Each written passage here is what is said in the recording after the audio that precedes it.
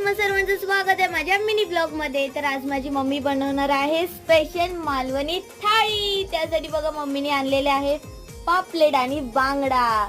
तर इकडे मम्मी पापलेटला व्यवस्थित साफ करून घेते आहे। नंतर आपण पहिली चटणी बनवायची आहे, म्हणजेच माझं फेवरेट सार। तर पहिले तेल ऍड करायचं, कांदा टोमॅटो कढीपत्ता राई आणि व्यवस्थित मिक्स झाल्यानंतर मेन म्हणजे चटणी ऍड करायची। चटणी ऍड झाल्यावर परत व्यवस्थित मिक्स करायचं। मग त्याच्यात ऍड करायचं चवीनुसार मीठ ऍड करायचं। आपला मेन म्हणजे बांगडा ऍड करूया आणि परत मिक्स करून झाल्यानंतर पाणी टाकायचं आणि मग कोकम टाकायचं। मग काय असा करून बघा आणि खाऊन बघा। आता 5 मिनिटं थांबूया। तर फायनली 5 मिनिटं झालेली आहे आणि आपली चटणी तर बघू शकता, ह्या चटणीच्या पाठी सगळंच फेल आहे। माझी फेवरेट आहे। नंतर मम्मीने बनवले पापलेट फ्राय। तर इकडे आपली थाळी झालेली आहे रेडी, तुम्ही बघू शकता। Okay bye.